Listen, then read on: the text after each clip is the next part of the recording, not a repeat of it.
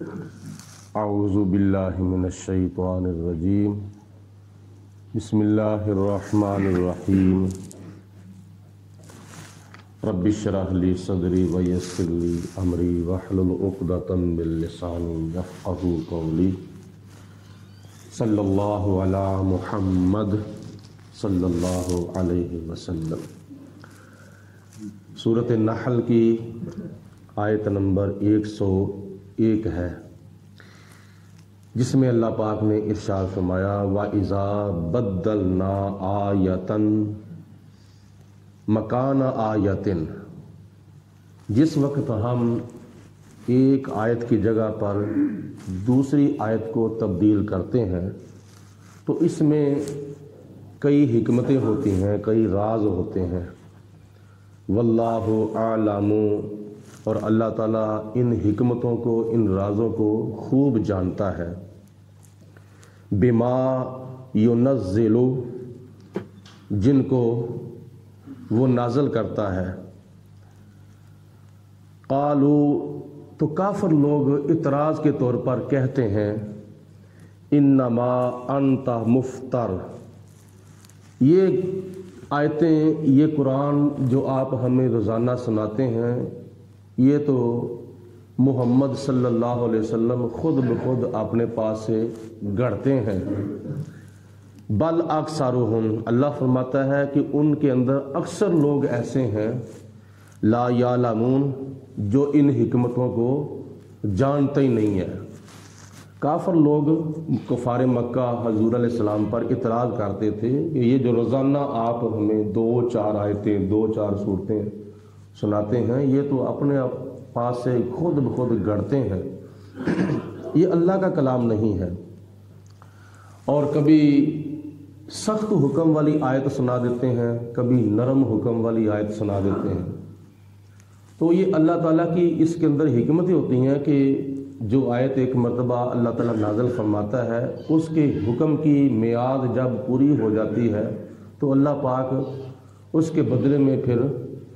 کوئی اور آیت نازل فرما دیتا ہے۔ اس کی مثال ایسے سمجھو کہ جیسے خدا نخواستہ کوئی مریض ہسپتال کے اندر داخل ہوتا ہے تو وہ بیماری کی کیفیت کے مطابق دوائی لکھ دیتا ہے، تو جب اس کی بیماری کی کیفیت بدلتی ہے تو ڈاکٹر متبادل پرچی لکھ دیتا ہے کہ یہ دوائی لے کے آؤ، تو پہلی پرچی منسوخ ہو جاتی ہے، بعد والی پرچی کے اوپر عمل کیا جاتا ہے۔ تو اسی طرح اللہ پاک نے کچھ ایسے اسلام کے شروع میں احکامات نازل کیے، تو ان کی میعاد جب پوری ہو گئی ان کے عمل کی، تو اللہ پاک نے پھر متبادل آیات نازل فرمائیں۔ تو خدا تعالیٰ کی ذات بابرکات نے فرمایا کہ میں جانتا ہوں، مگر کافر لوگ جو ہے وہ ان حکمتوں کو نہیں جانتے، تبھی تو وہ اعتراض کرتے ہیں۔ قل، اے میرے محبوب آپ ان کو فرما دو، نزلہ روح القدس، کہ اس کلام کو حضرت سیدنا روح القدس، یہ لقب ہے حضرت سیدنا جبرائیل علیہ السلام کا۔ یہ حضرت جبرائیل علیہ السلام لوح محفوظ سے لے کر آتے ہیں من ربک بالحق، اے میرے محبوب علیہ السلام آپ کے رب کی طرف سے سچائی کے ساتھ، اللہ کے حکم کے مطابق یہ حضرت جبرائیل علیہ السلام آیات بینات لاتے ہیں۔ لِيُثَبِّتَ الَّذِينَ آمَنُوا، تاکہ وہ ثابت قدم رکھے ایمان والوں کو، وَهُدًى، اور یہ قرآن پاک ہدایت ہے، وَبُشْرَى، اور خوشخبری ہے، لِلْمُسْلِمِينَ، اسلام قبول کرنے والوں کے واسطے، مسلمانوں کے واسطے یہ قرآن پاک ہدایت بھی ہے اور خوشخبری بھی ہے۔ وَلَقَدْ نَعْلَمُ،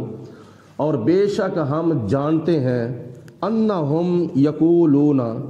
کہ بے شک کافر لوگ اعتراض کے طور پر یہ بات بھی کرتے ہیں، انما یعلمہ بشر،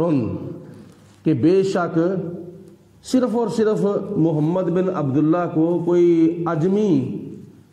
غلام نوجوان آتا ہے اور آ کر علم سکھاتا ہے۔ یہ کافروں نے اعتراض کے طور پر کہا کہ مسلمانوں کے نبی محمد بن عبداللہ اپنے طرف سے کچھ بھی نہیں جانتے، یہ تو جو کچھ بھی ہمیں قرآن سناتے ہیں یہ صرف ایک عجمی نوجوان آتا ہے حضور علیہ السلام کے پاس اور آ کر ان کو یہ علم سکھاتا ہے۔ تو اللہ پاک نے اس کا جواب یہ ارشاد فرمایا، لسان الذی یلحدون الیہ اعجمی، وہ کہتے تھے کہ یہ ایک عجمی نوجوان آتا ہے جس کی زبان عجمی ہے، کیونکہ عرب کا رہنے والا عربی ہوتا ہے اور جو عرب کا رہنے والا نہیں ہوتا وہ عجمی ہوتا ہے، غیر عرب جو ہوتا ہے وہ عجمی ہوتا ہے۔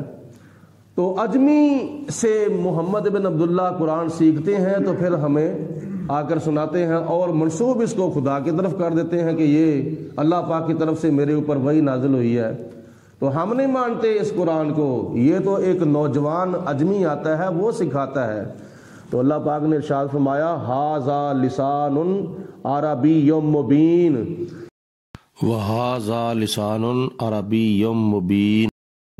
یہ جو قرآن ہم نے نازل کیا ہے یہ تو واضح طور پر عربی زبان میں نازل ہوا ہے۔ تو عربی زبان میں جو قرآن نازل ہوا ہو تو اس کو عجمی نوجوان میرے پیارے رسول کو کیسے سنا سکتا ہے؟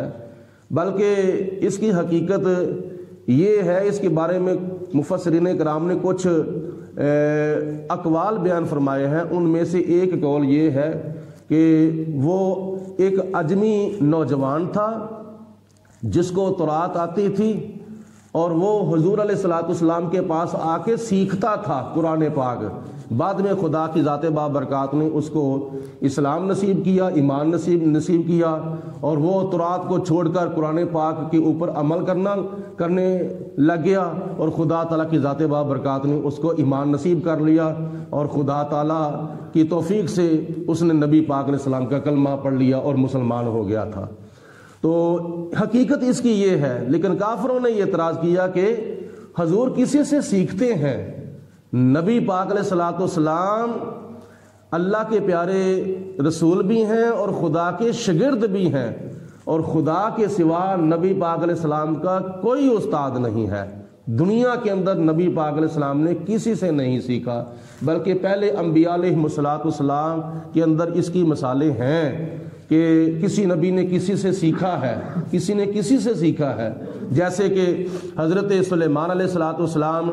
حضرت داؤد علیہ السلام کے بیٹے بھی تھے اور شاگرد بھی تھے، اور حضرت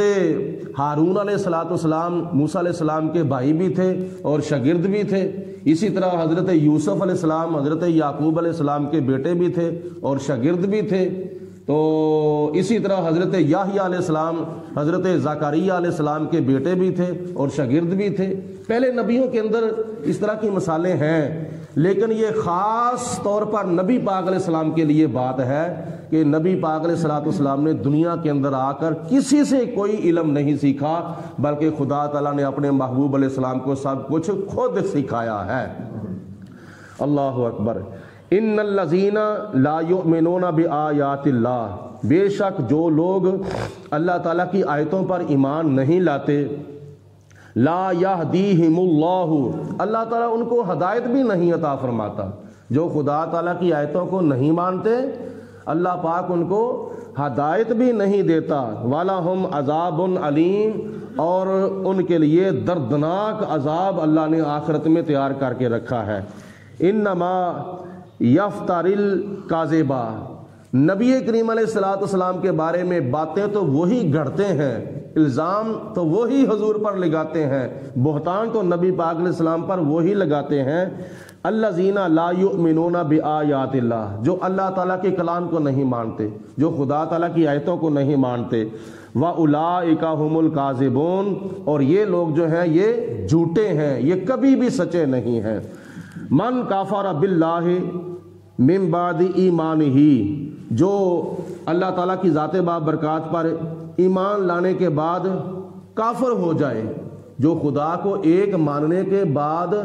خدا کو وحدہ لا شریک ماننے کے بعد، خدا کو معبود اور معبود حقیقی ایک معبود ماننے کے بعد کافر ہو جائے، الا من اکرہا سوائے اس کے جس سے زبردستی کلمہ کفر یا تلفظ کرایا جائے، یعنی جس سے زبردستی کلمہ کفر زبان سے نکلوایا جائے اس کے سوا،